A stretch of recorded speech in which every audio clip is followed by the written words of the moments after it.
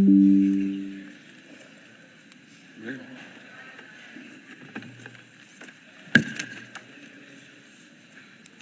Yang di-Pertua, Assalamualaikum warahmatullahi wabarakatuh. Salam Malaysia Madani kepada semua yang berada di Dewan yang mulia ini. Di awal sesi pengulungan ini, saya ingin menjunjung kasih kepada Yang Maha Mulia Seri Paduka Baginda Yang Pertuan Agong Sultan Ibrahim atas kesudian Baginda berangkat untuk bertitah di istiadat pembukaan penggal ketiga sidang Parlimen ke-15. Saya juga terlebih dahulu ingin merakamkan sembah tahniah kepada Yang Maha Mulia Seri Paduka Baginda Tuanku atas pelantikan sebagai Pertuan Agong yang ke-17. Terusnya saya mewakili seluruh warga kerja Kementerian Pertanian dan Keterjaminan Makanan ingin mengambil kesempatan untuk menzahirkan ucapan penghargaan dan menjunjung kasih kepada Yang di-Pertuan Agong ke-16 Al-Sultan Abdullah Riyatuddin Al-Mustafa Billah Shah Ibni Abarhum Sultan Haji Ahmad Shah Al-Musta'im Billah dan Baginda Tuanku Azizah Aminah Maimunah Iskandariah yang telah memayungi negara dan rakyat sepanjang 5 tahun yang lepas dengan penuh hikmah dan bijaksana.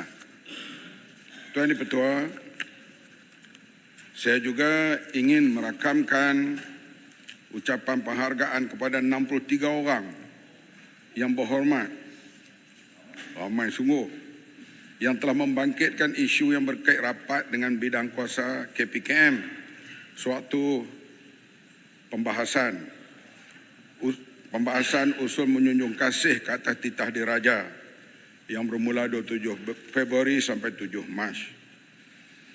Yang di-Pertuan Agong melalui titah Baginda juga memberi penekanan agar inisiatif pengeluaran makanan hendaklah dilaksanakan secara tersusun dengan memastikan kebajikan petani, penternak, nelayan dan pengeluar makanan terus menjadi keutamaan. Maka bagi tujuan pengulungan ini, saya akan memberi penumpuan kepada penjelasan mengenai inisiatif yang dilaksanakan oleh KPKM. Tuan Yang di-Pertua, inisiatif pengukuhan sektor agro makanan yang mula saya rintis sejak 2022 telah menunjukkan perkembangan yang memerangsangkan.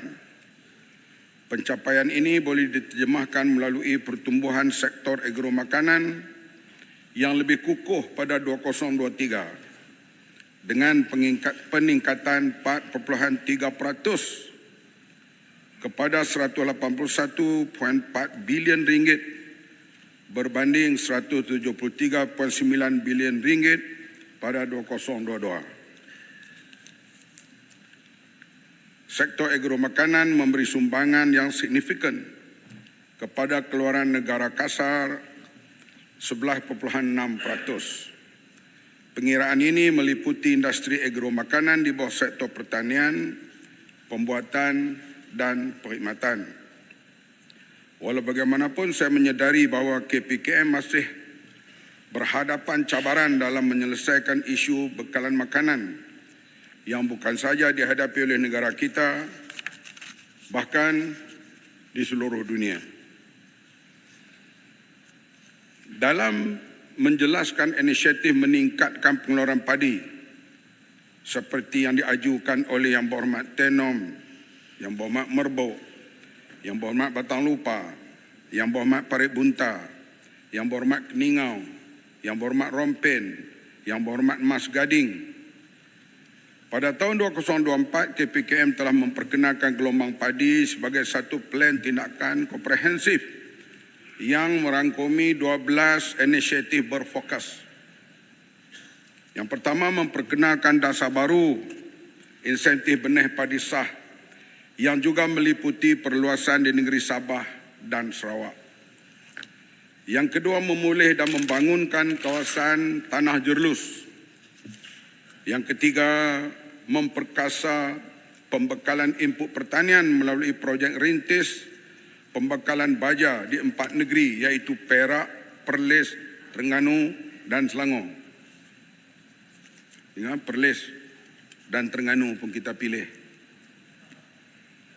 Selain itu, mewujudkan stokpil baja negara termasuk di Sabah dan Sarawak. Yang keempat, memperkasa pengurusan air ke kawasan tanaman padi.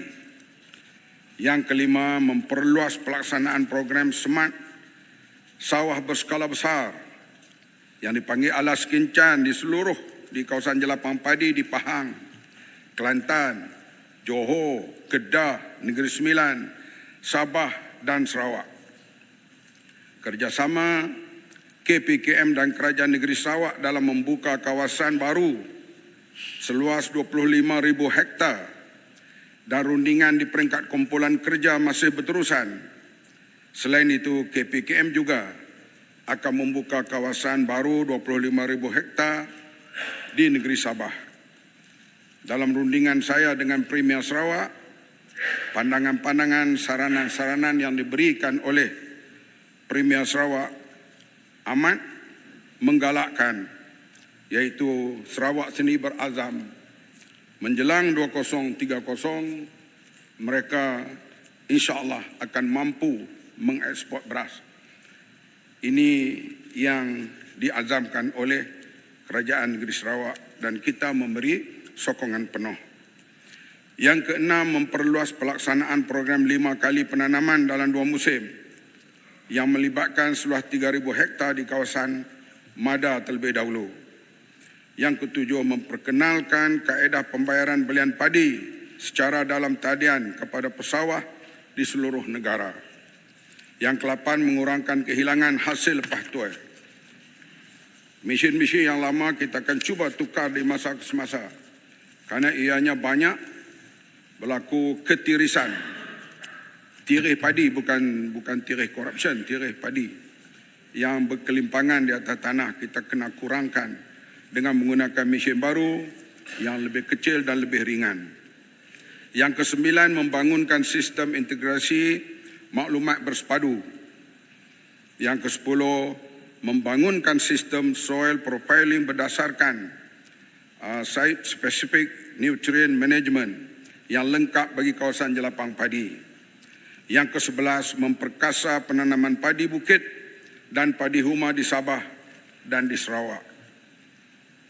Yang ke-12, meningkatkan produktiviti hasil padi dengan perluasan kawasan baru jelapang padi meliputi Aida Ketara, Pasar 2 di Terengganu, Aida Seberang Perak, Pasar 2, Perak, Aida Endau Rompin dan Mada Plus. Untuk maklumat semua ahli yang berhormat, garis masa pelaksanaan semua program di bawah inisiatif gelombang padi ini adalah bermula tahun 2024 sehingga 2030 selari dengan Dasar Agro Makanan Negara 2021 hingga 2030. Itu yang dipertua. Ini Muhammad, tak masuk tajuk lagi, itu baru. bagaimana nak menggalakkan penglibatan pihak swasta dalam program-program 12 butiran, 10 butiran yang disebutkan oleh Muhammad? Karena kalau kita lihat nak perkasakan sistem saliran air untuk kawasan padi, kalau sekadar bantuan dana yang disalurkan oleh Kementerian Kewangan kepada kementerian, it will take 20 years to upgrade, tetapi itu kita tidak punya masa sebegitu dan perlukan pelibatan pihak swasta. Dari segi benih umpamanya, kalau cadang nak tanam 5 kali 2 tahun, tentu sekali pelibatan research daripada research institute pihak swasta perlu diperkasakan. Sejauh mana butiran-butiran 10-12 perkara yang disebutkan yang Muhammad ini akan melibatkan penglibatan pihak swasta yang lebih agresif? Ada pihak swasta di peringkat perundingan, mereka kalau nak terlibat tentulah mereka mahu berskala besar.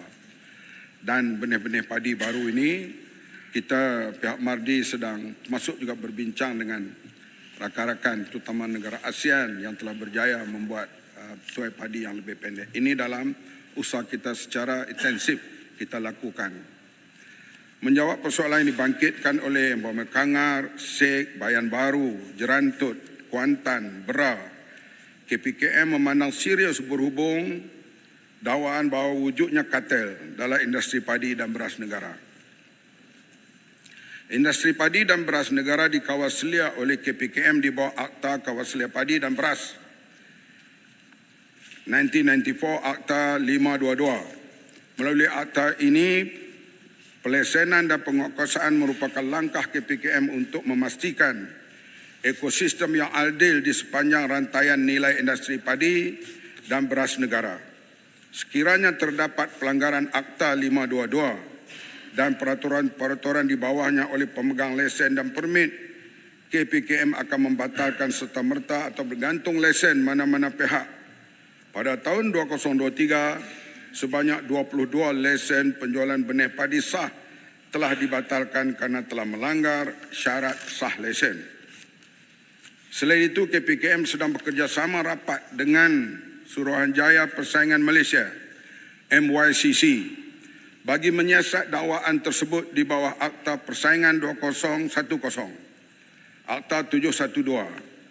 Kerjasama penuh akan diberikan kepada MYCC sehingga siasatan selesai dijalankan. Semua ahli parlimen tahu bagaimana MYCC telah bertindak terhadap ayam, kalangan ayam. Jadi, terima kasih. bagian saya ada benar. Benar. Terima kasih kepada Menteri Pertua. Terima kasih kepada Menteri. Saya bersetujulah kerana di sana adanya Kawaslia Padi yang menguruskan supaya soal kartel ini tidak berlaku. Tapi realiti di bawah sana, Menteri, memang itulah rungutan-rungutan yang ada kepada petani-petani, terutama dalam masalah untuk mendapatkan benih. Benih walaupun harga yang dibenarkan untuk jualnya lebih kurang RM40, RM45, tetapi dijual terpaksa mereka nak dapatnya sebanyak RM55. Jadi persoalan saya nak fokuskan pada soal daerah Krian. Yang tadi baru saya bercakap dengan salah seorang daripada PPK sana. Dia maklumkan juga di sana mereka tidak mendapat untuk kuota untuk menjualkan benih di daerah Krian. Terpaksa ialah mereka dapat daripada toke-toke luar di situ. Maka situlah kita tengok berlakunya eksploitasi yang begitu dahsyat. Yang keduanya ialah soal berkenaan dengan kualiti yang benih yang dijualkan kepada petani-petani pada hari ini. Saya harapkan juga kepada menteri dan juga pegawai-pegawai di belakang mungkin boleh lihat kerana realiti bawah berlaku memang kualiti benih yang ada kepada petani dapat hari ini memang amat mendukacitakan. Sehingga kan mereka mengenai masalah ketika untuk mendapatkan hasil yang untuk target yang sepatutnya mereka dapat. Terima kasih kepada Menteri. Perhatian Bukit Gantang, itulah juga perhatian. Terima kasih atas. Tak Bukit Gantang. Bukit Gantang hak istimewa. Yang Muhammad Ketua Raja. Terima kasih atas perhatian Bagan Serai. Boleh saya tanya, minta penjelasan. Perhatian ini saya amat. Terima kasih, itu juga perhatian para pegawai kita dan kita akan buat satu perkara yang besar-besaran dalam hal benih padi ini dan semuanya sekali dalam masa yang tidak berapa lama insya-Allah. Ya. Okey, saya hanya minta penjelasan. Sebentar tadi yang berhormat Menteri bercakap tentang Jelapang Padi Sabah. Adakah istilah ini diterima sebagai setaraf dengan Jelapang Padi Semenanjung dan dengan penerimaan istilah itu Jelapang Padi Sabah yang tiada sekarang diadakan akan menerima bantuan yang setaraf. Terima kasih. Pak Buntam, silakan terus. Isu yang berkaitan dengan padi. Pak Buntam. Terima kasih Mohd Menteri. Tadi yang Mohd sebut Pak Bunta bersama dengan lain-lain, tapi tidak memberi jawapan yang spesifik terhadap isu yang saya bangkitkan. Ada 3 perkara. Pertama berkaitan dengan tanah jerlus. Para petani sawah padi menanggung kerugian musim ini lebih kurang 6,8 juta berbanding musim lepas hanya 2 juta lebih. Jadi apa tindakan yang sepatutnya kerajaan bagi membantu nasib petani yang mengalami kerugian? Dalam jawapan bertulis dulu sesi yang lepas, YB Menteri jawab boleh mohon bantuan bencana. Jadi saya maklumkan pada para pesawah, mereka pun mohon ke Jabatan Pertanian dan permohonan diangkat ke negeri angkat ke pusat tapi tak lulus. Sebab jerlus bukan masalah bencana. Tapi jawapan yang Mohd Menteri dalam jawapan bertulis kata boleh mohon. Jadi rakyat pun kecewa sebab tak lulus. Yang kedua, saya bangkitkan tanah yang direhatkan. YB Menteri jawab dalam soalan bertulis, tanah perlu direhatkan semusim ataupun 2 musim untuk tujuan diselenggarakan sistem peparitan dan perataan tanah. Masalahnya sehingga sekarang apa tindakan agensi kerajaan berkaitan dengan tanah yang direhatkan semusim ataupun 2 musim. Kami sudah berdialog dengan para pesawah, dia tak ada masalah kalau direhatkan, tapi dengan syarat bagilah pampasan yang sewajarnya. Yang ketiga, sehingga sekarang petani-petani pesawah padi di Perak, khususnya Krian, Parit Bunta, Bagaserai masih lagi belum dapat bantuan RM250. Bila rakyat nak tanya? Nanti saya balik, saya akan tanya lagi. RM250 bukan banyak pun, bukan RM2,000 pun, RM250. Bila nak dapat YB? Jawab dengan jelas, pantas dan tepat. Tanya elok-elok lah, jangan marah. Bukan marah, geram je. Tu yang lekas tua tu. InsyaAllah, Jalapan Padi di Sabah, kita akan bincang dengan Kementerian Keuangan supaya ada peruntukan yang sesuai, terutamanya hal saliran pada masa yang akan datang. Dan Menteri Pertanian Sabah, kita sudah berbincang selalu dan kita sama-sama berusaha untuk mendapat peruntukan yang setimpal supaya Jalapan Padi Sabah dapat dilaksanakan dengan secepat yang mungkin. Tanah jerlus saya dah sebut tadi, kali ini ada peruntukannya. Cuba memohon, sekali lagi saya akan ingatkan para pegawai supaya dapat mencari jalan membantu mereka yang terlibat dalam hal tanah jerlus ini. Soal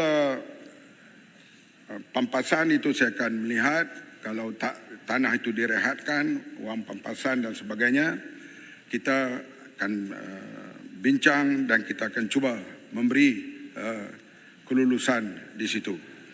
Dan bantuan RM200 itu telah berlalu dan ia perlu dilaksanakan. Saya akan ingatkan supaya dia dipercepatkan, supaya ia telah berlalu masuk tahun ini dah. Sepatutnya dah dapat kesemuanya mereka yang terlibat dalam membuat sawah ini.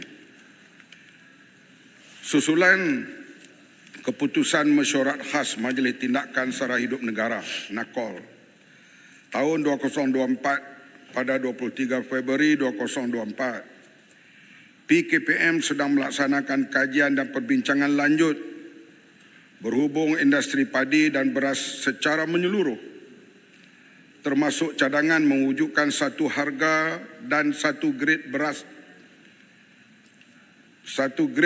tunggal dengan mengambil kira harga belian padi, faktor bekalan, harga beras import dunia, kemampuan bekalan, bekalan beras tempatan dan kesan kepada pengguna. 5 kementerian terlibat secara aktif termasuk Kementerian Ekonomi, Kementerian KPDNK, Kementerian Desa Luar Bandar, Kementerian Keuangan di antara yang terlibat, dan kita akan membuat satu anjakan pada masa yang terdekat, boleh dikatakan satu reformasi baru dalam hal padi dan beras negara ini. Dan kita juga akan berbincang termasuk dengan rakan-rakan daripada pembangkang supaya memberi input. Rakan-rakan daripada pembangkang untuk memberi input, sebab kita laksanakan nanti, kita harap dapat sokongan semua pihak. Bila masalah negara, kita ambil tanggungjawab bersama. Ini yang kita cuba mencari jalan, dan kita telah membuka libat urus ini sudah berkali-kali dengan pihak petani, dengan pihak pengilang, dengan pihak peruncit dan sebagainya, supaya kita bila kita laksanakan nanti, ia dapat memenuhi sekurang-kurangnya kepuasan pihak majoriti rakyat, bukan majoriti kepuasan mana-mana parti. Ini yang kita nak tuju. Sila. Boleh, Yang Berhormat Menteri. Terima kasih di atas penjelasan berkaitan dengan beras tadi. Dan cuma isu beras ni sebenarnya kalau kita lihat, apa yang berlaku ni bermula pada 1 September apabila harga beras import dinaikkan. Jadi September, Oktober, November, Disember, Januari, Februari, Mac, bulan 7 bulan berlalu tanpa penyelesaian. Sebab itu dalam sidang yang lepas kami banyak bangkitkan kajian kata ada beras ada. Tapi hakikatnya semalam saya pergi cek pun masih tak ada beras putih tempatan. Jadi cadangan saya adalah amat penting sebelum kerajaan buat satu keputusan besar nak naikkan harga beras import dan sebagainya. Pastikan keseluruhan ekosistem itu dilihat. Sekarang ni lepas 7 bulan, rakyat dah merana 7 bulan ni, baru kerajaan nak lihat. Jadi penting untuk keputusan besar yang akan datang ni duduk bincang terlebih dahulu. Patutnya benda ni berlaku sebelum bulan 9. Sebelum 1 bulan 9 tu dah bincang dah ni. Inilah kita naikkan sekian. Jadi itulah cadangan saya pada kerajaan. Terima kasih. Bukan lambat, cermat dan berhati-hati. Supaya bila kita buat sesuatu tidak boleh ubah bulan depan ubah lain, bulan ubah lain, supaya kita ambil semua pandangan. Sebab soal beras ini macam sekarang kita dapat sokongan semua negeri untuk membanyakkan kawasan sawah. Tak kira negeri mana, semua menyokong. Itu tanda semua mengambil perhatian hal kecukupan beras ini. Saya suka menegaskan juga bahawa belum ada ketetapan yang dibuat ke atas nama beras itu. Itu kita akan bincanglah. Nak bubuh nama apa pun tak apa. Asalkan ianya kita kena ingat pesawah ada 300-400 ribu. Kita kena ingat rakyat yang menggunakan. Kita kena ingat pengilang, jangan sampai dia rugi.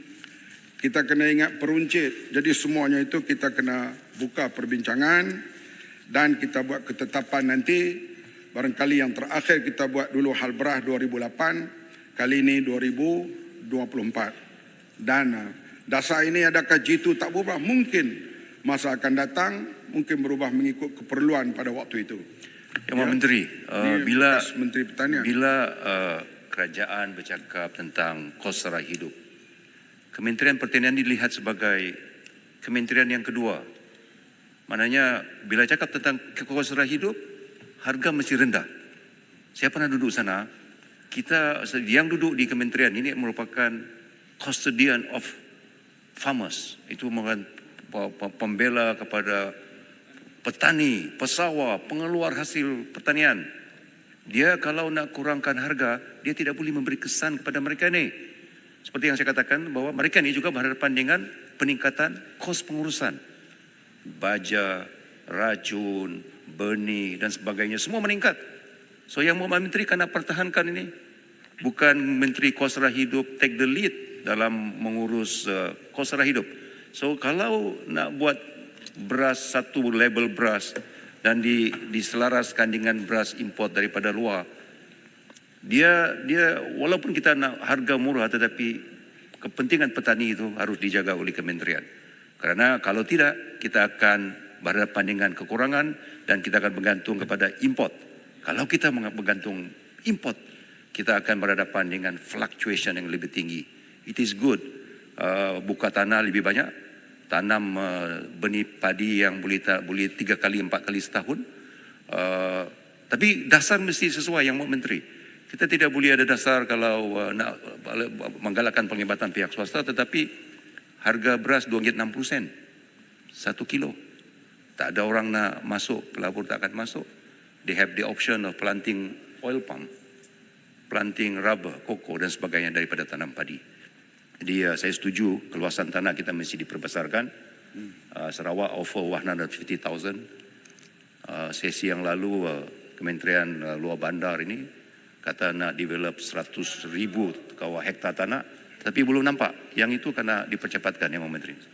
Saya setuju semua apa yang disebut itu, sebab kita kata tadi kita kena jaga kepentingan penanam padi, dan juga sekarang ni dengan harga yang ada ini juga termasuk lebih 3 juta orang asing juga menikmati harga yang rendah itu. Apakah kita nak berterusan begitu? Ini yang kita ada libat urus supaya kita dapat menjaga kepentingan rakyat lebih utama daripada kepentingan-kepentingan yang lain. KPKM telah mengadakan sesi libat urus di pelbagai peringkat. Sesi libat urus bersama kementerian, jabatan serta rantaian industri padi beras 18 Februari yang lalu. Sesi libat urus KPKM bersama Bernas 27 Februari. Yang ketiga, libat urus YB Menteri bersama pemegang taruh industri padi 29 Februari. Sesi libat urus KPKM bersama Kementerian, Jabatan, Agensi Industri Padi dan Beras pada 5 Mac. Hasil libat urus ini akan diteliti sebelum diangkat sebagai satu plan tindakan baru industri padi dan beras untuk dipertimbangkan dalam mesyuarat NACOL 20 Mac. Sebarang keputusan adalah bagi memastikan semua pemegang taruh melibatkan pesawah, pemain industri dan pengguna tidak terkesan dan menerima sewajarnya. Itulah pandangan Baluran tadi. Kita ambil perhatian. Sebagai respon kepada pertanyaan yang berhormat Bagan Serai, Betong, Ledang, Temerloh, YB Tenggara, YB Selangau berhubung inisiatif peningkatan produktiviti pengeluaran dan penggunaan teknologi moden dalam sektor pertanian. Usaha terus diperkukuhkan bagi meningkatkan produktiviti pengeluaran makanan melalui kerjasama kerajaan negeri dan pelaburan sektor swasta. Antara projek yang sedang dilaksanakan, program mengoptimumkan penggunaan tanah dengan kerjasama kerajaan negeri di bawah program keterjaminan makanan untuk 2024 bagi tujuan meningkatkan kadar sara diri komuniti pertanian terpilih. Yang kedua, memperkasa kapasiti industri aquaculture melalui program pembangunan kawasan zon industri aquaculture, program pembangunan integrasi aquaculture dan program kebun komuniti madani subsektor aquaculture. Kebun komuniti madani ini ada peruntukan juga di bawah JPM. Harap wakil-wakil ahli parlimen ini tahu, dan kalau ada rakyat kawasan mereka memohon, boleh cuba di bawah kebun komuniti ini. Yang ketiga, memperkasa industri lembu pedaging menerusi program pembiakan ternakan ruminan melalui teknologi pembiakan berbantu. Saya nampak perkembangan ternakan lembu ini berkembang subur di Kelantan. Saya dah turun beberapa kali, termasuk di Kelantan itu ternakan lembu Wagyu yang mahal itu. Dan saya rasa daging lembu itu memang sedap. Macam juga kita rasa daging Wagyu yang dibawa di tempat lain. Dan di Kelantan ini tempat yang subur untuk dikembangkan industri ternakan lembu ini. Yang kita nampak pengusaha-pengusaha itu gigih, dan kita pihak DBS, pihak kementerian sentiasa sanggup memberi bimbingan dan bantuan mengikut kemampuan kerajaan.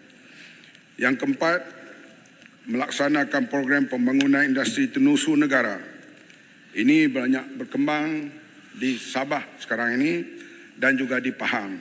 Dan kita kementerian menyokong dan memberi bantuan yang termampu oleh kerajaan untuk mengembangkan industri susu ini.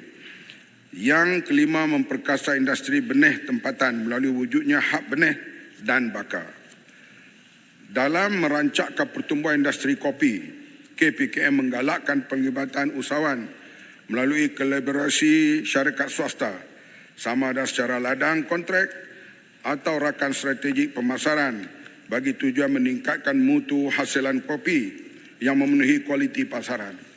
Baru ini saya melawat kebun kopi di Sek dan di situ kita lihat tanaman kopinya agak subur dan kawasan itu amat sesuai ditanam dengan kopi dan saya sendiri merasa kopi itu saya nampak rasanya sedap. Selain itu, dasar agriculture kita 2.0 menggariskan strategi khusus pemekasan teknologi dalam sektor pertanian bagi meningkatkan produktiviti pengeluaran makanan melalui aktiviti penyelidikan. Ini memang sentiasa kita tekankan. Penyelidikan asas, penyelidikan gunaan, kajian pembangunan teknologi, kajian kebolehsanaan, kajian peningkatan skala dan kajian penilaian dan agensi khasnya melalui MARDI, Institut Pendidikan Veterina dan Institut Penyelidikan Perikanan FRI di bawah rancangan Malaysia ke-12.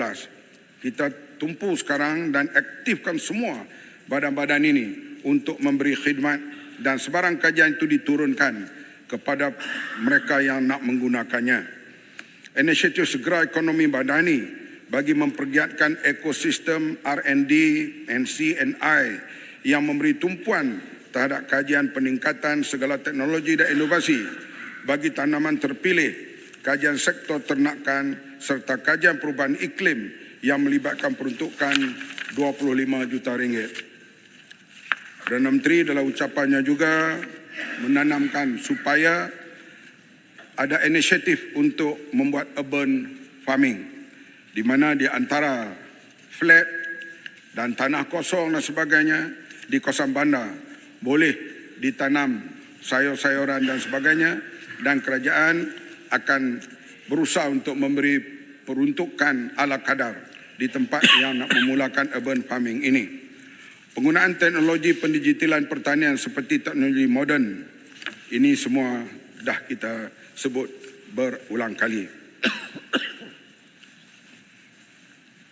Yang berhormat Bentong, Balik Pulau, Beloran, Padang Besar telah membangkitkan peningkatan pengeluaran makanan bagi mengurangkan import makanan negara.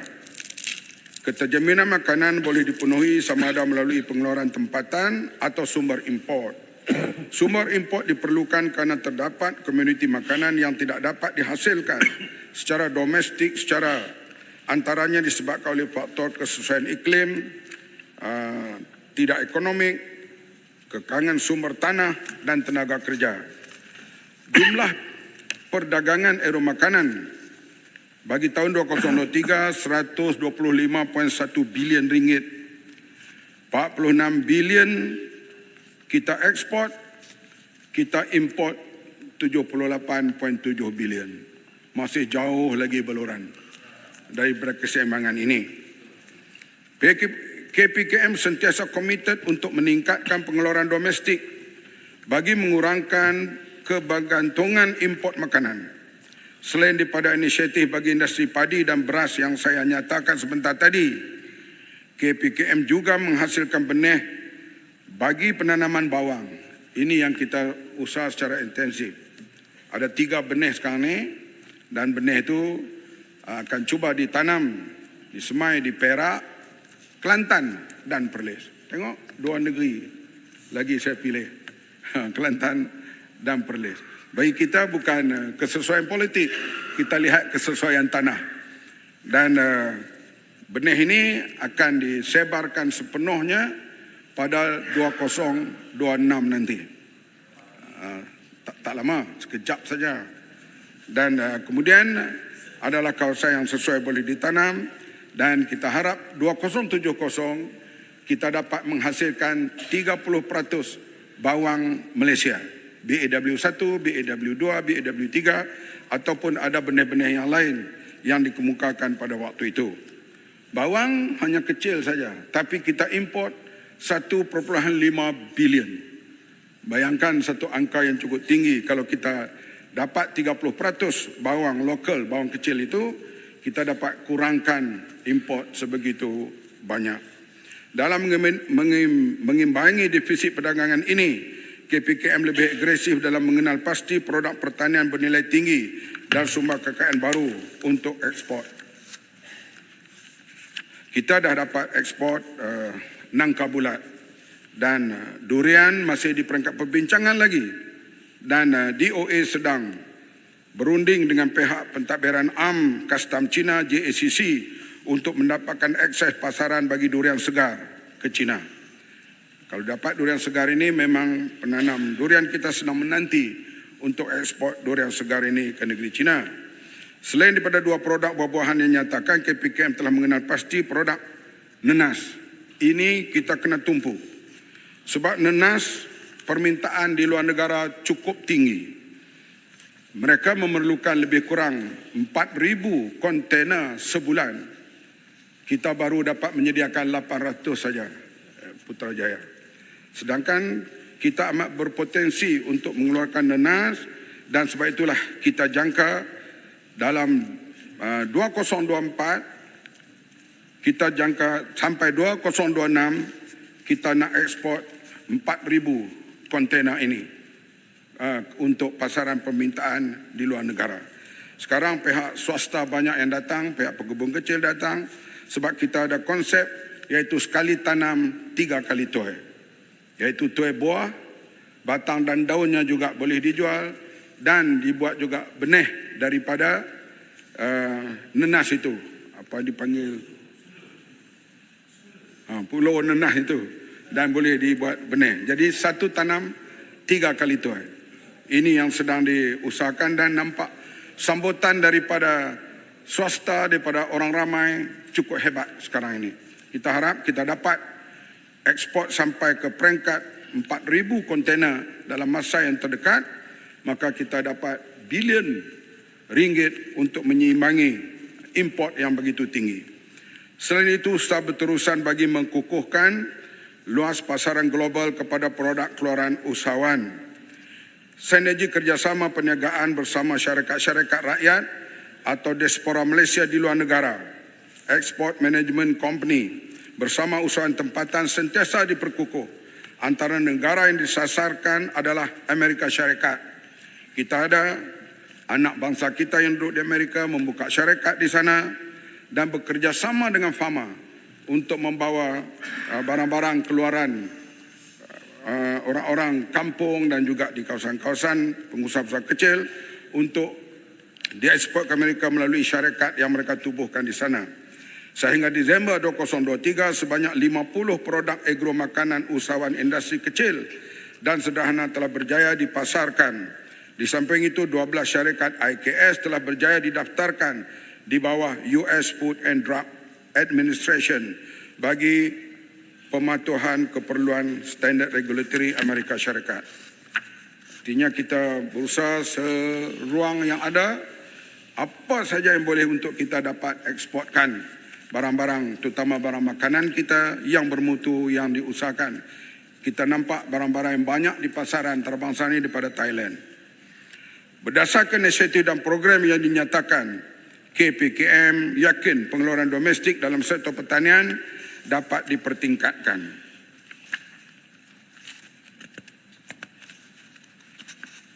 Seterusnya, saya ingin menyentuh isu yang dibangkitkan oleh Yang Berhormat Bentong, Gerik, Baluran, Arau, Parit Bunta, Padang Besar, Pokok Sena, Kanga, Merbok, Seri Gading, Stiu, Rompin, Mersing, Jerai dan Tenggara.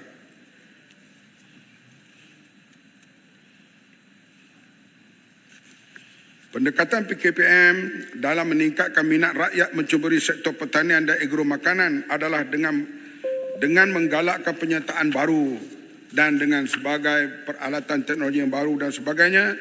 Setakat ini sambutan diberikan amat menggalakkan.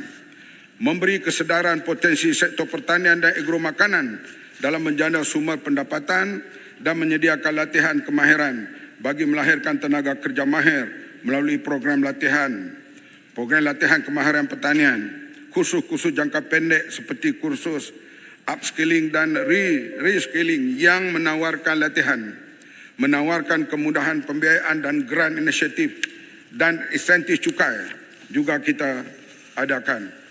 Program Agropreneur Muda, dah saya sebut dah banyak kali di sini.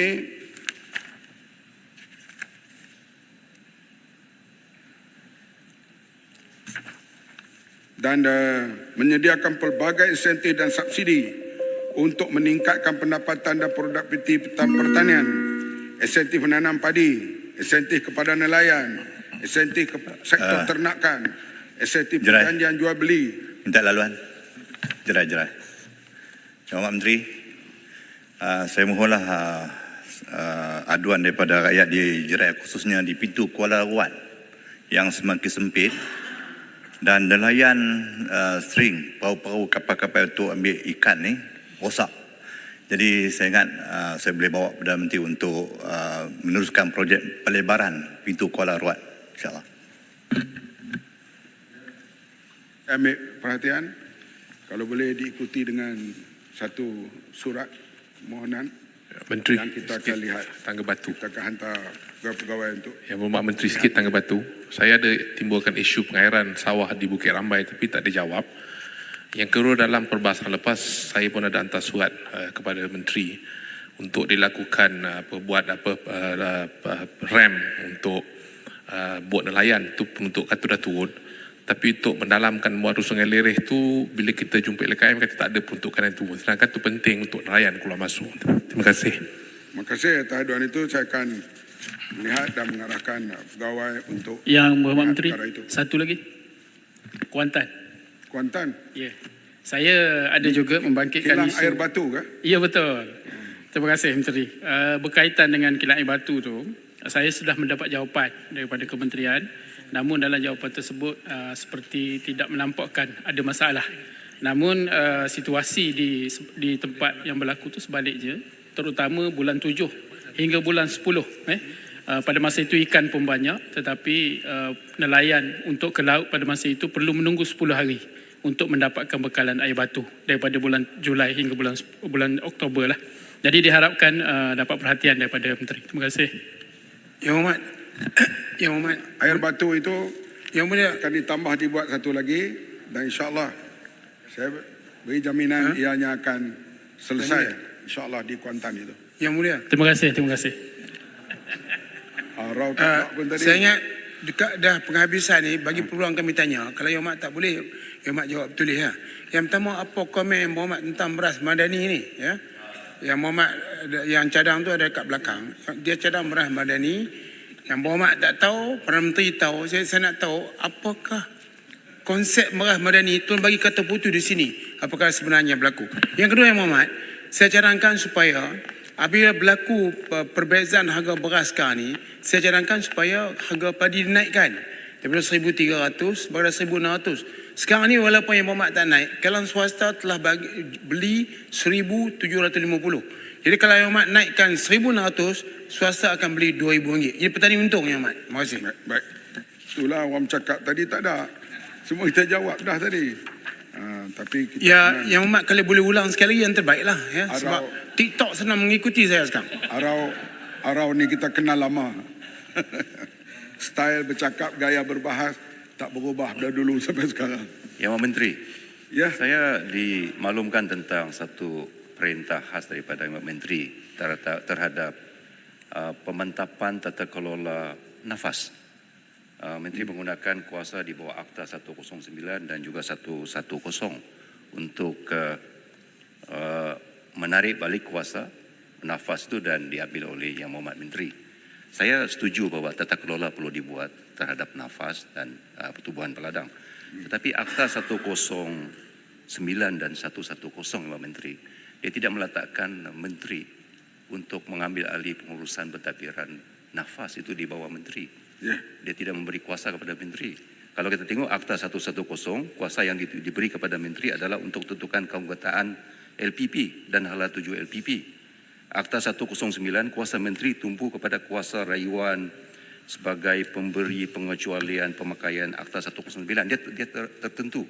Tetapi Yang Menteri menggunakan kuasa di bawah Akta 109 dan Akta 110 untuk menangguhkan kuasa nafas dan diletak di bawah Menteri. Adakah ini tidak bercenggah dengan kuasa Menteri Apapun kita akan cari jalan baik terhadap pengusaha. Tapi saya setuju bahawa tata kelola terhadap nafas perlu dan diambil. kalau apa-apa kita semak melalui penasihat undang-undang. Kalau saya nak jawab dari sisi undang-undang, saya bukan pakar dalam bidang itu. Kita buat semua rojok melalui penasihat undang-undang yang akan memberi panduan dari masa ke masa. Sebenarnya Menteri dia berkuasa terhadap LPP. LPP sebagai pendaftar kepada Saya akan nafas rojok dan kepada tubuhannya. penasihat undang-undang. KPK juga mengambil maklum akan isu yang dibangkitkan Poncok Borneo, Parit Bunta, Jerai, Mersing, Setiu, Rompin, Tangga Batu, Mas Gading, Selangau, Sabak Bernam, Tanjung Manis, Tanjung Karang, Matampau, Besut, Tenom, Merbuk, Kuala Terengganu, Batang Lupa, Keningau, Kuantan, Rauk, Padang Terap yang berkenaan kawasan masing-masing. Yang bertanya hal kawasan masing-masing, saya akan jawab secara bertulis kepada semua ahli yang bertanya itu. Terima kasih Tuan Yang di-Pertua. Baik, terima kasih Yang Berhormat Menteri. Berikutnya saya mempersilakan Yang Berhormat Menteri Kementerian Ekonomi. 40 minit.